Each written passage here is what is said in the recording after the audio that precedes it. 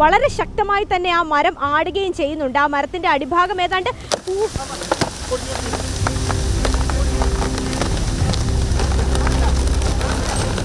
ഈ മരം വീഴുന്നതിന് ഒരു 2 സെക്കൻഡ് മുമ്പ് കുട്ടികളുമായി ഇതിലെ ഒരു സ്കൂൾ ബസ് കടന്നു പോയിക്കൊണ്ടിരിക്കുകയായിരുന്നു. ആ സമയത്താണ് ഈ മരം വന്ന് വീണത്. തിരുവനന്തപുരം നെയ്യാറ്റിൻകരയ്ക്കടുത്തുള്ള തൃപ്പല്ലൂർ കോട്ടയ്ക്കൽ റോഡിലാണ് ഇപ്പോൾ നിൽക്കുന്നത്. കുന്നത്തുകാൽ പഞ്ചായത്തിൽ പെടുന്ന ഒരു സ്ഥലമാണിത്.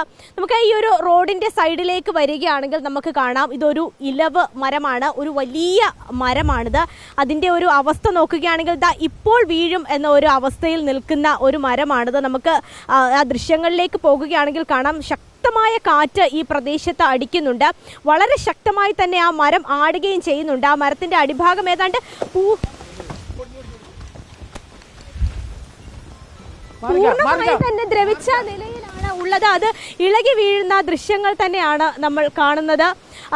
ഈ വാർത്ത എടുക്കുന്നതിന് വേണ്ടിയായിരുന്നു നമ്മൾ ഈ ഭാഗത്തേക്ക് വന്നത്. ഇവിടുത്തെ ആളുകൾ 2022 മുതൽ 2024 ഈ പ്രദേശവാസികൾ ഇതുമായി ബന്ധപ്പെട്ട പരാതി നൽകിയത്. ഇങ്ങനെ ഒരു മരം അപകടാവസ്ഥയിൽ നിൽക്കുന്നുണ്ട്, ഇലക്ട്രിക് വയറുകളുണ്ട്, ആരെങ്കിലും പോകുന്ന സമയത്താണ് മരം വീഴുന്നതെങ്കിൽ വലിയ അപകടം ഉണ്ടാകുമെന്ന് ചൂണ്ടിക്കാട്ടി ഇവർ PWD എഞ്ചിനീയർക്കടക്കം പരാതി നൽകിയതാണ്. നമ്മളിവിടെ വന്നപ്പോൾ പോലും അവർ പറഞ്ഞു ഈ മരത്തിൻ്റെ ചോട്ടിൽ നിന്ന് മാറി നിൽക്കണം, വലിയ അപകടമാണ് എന്നവർ നമ്മളോടടക്കം പറയുന്നുണ്ടായിരുന്നു. നമ്മൾ ഈ ലൈവ് എടുക്കാൻ തുടങ്ങിയ സമയത്താണ് ആ മരം ഒടിഞ്ഞു വീണത്.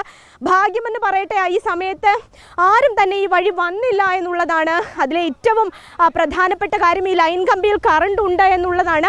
ഏത് സമയത്തും വലിയൊരു അപകടം. ഇവിടെ ശക്തമായി ഇപ്പോഴും കാറ്റ് വീശിക്കൊണ്ടിരിക്കുകയാണ്. ഏതൊരു സമയത്തും ഈ മരം ഒടിഞ്ഞു വീഴ. ഇവിടെ പ്രദേശവാസികളുണ്ട്. ചേട്ടാ ഇപ്പൊ ഈ വാർത്ത തരാൻ വേണ്ടി വിളിച്ചാണ്, പക്ഷെ ആ സമയത്ത് തന്നെ മരം ഒടിഞ്ഞു. ഇപ്പൊ വീണു. മാം വിളിച്ച ഉടനെ വന്ന് വീണു. 3 വർഷം മുമ്പ്. 3 വർഷം മുമ്പ്. അതെ. അതെ. ആരോടൊക്കെ പരാതി നൽകിയിരുന്നു?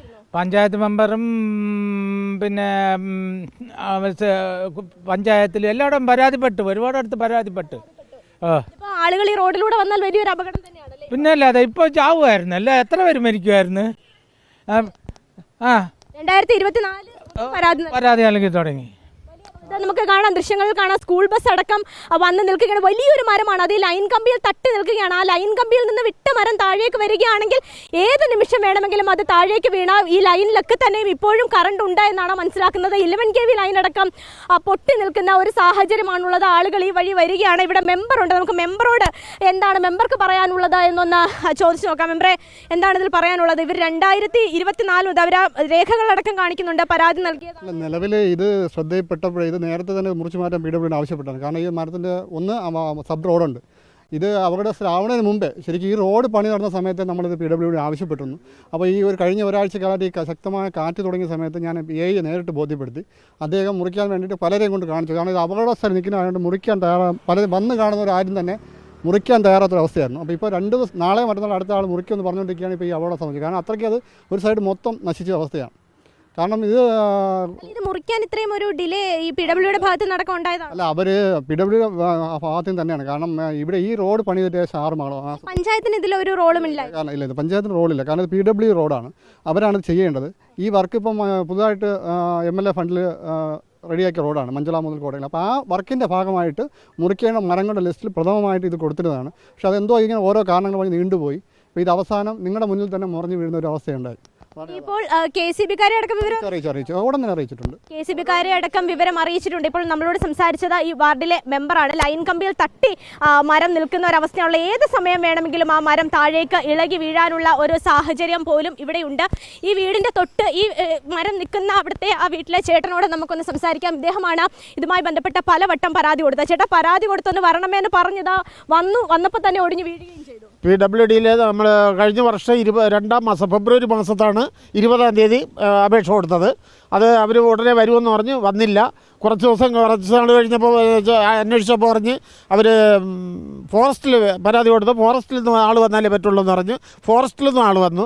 അന്ന് നോക്കിയിട്ട് മുറിക്കാം എന്ന് പറഞ്ഞിട്ട് പോയതല്ലാതെ ഒരു നടപടി ഇതുവരെ ഉണ്ടായില്ല. അപ്പോൾ ഇന്നലെ ഇതിൻ്റെ അവസ്ഥ കണ്ടിട്ട് പഞ്ചായത്തിൽ കൊണ്ടുവന്ന് പരാതി കൊടുത്തു. അടുത്ത ഇലക്ട്രിസിറ്റി ഓഫീസിൽ കൊണ്ടുവന്ന് പരാതി കൊടുത്തു. ഇത്രയും ചെയ്തിട്ടുണ്ട്. അപ്പോൾ ഇപ്പോൾ ഇത് ഒരു വീഡിയോ എടുക്കാൻ വേണ്ടി ഇവിടെ വന്നപ്പോൾ ഇത് പൊട്ടി ലൈനിൽ കൂടെ വീഴുകയും ചെയ്തു. ഇതിപ്പോൾ ഒരു അപകടം ഉണ്ടായിരുന്നെങ്കിൽ എല്ലാവരുടെയും അനാസ്ഥയായി നമ്മൾ കാണേണ്ടി വന്നേനെ അല്ലേ? തീർച്ചയായിട്ടും.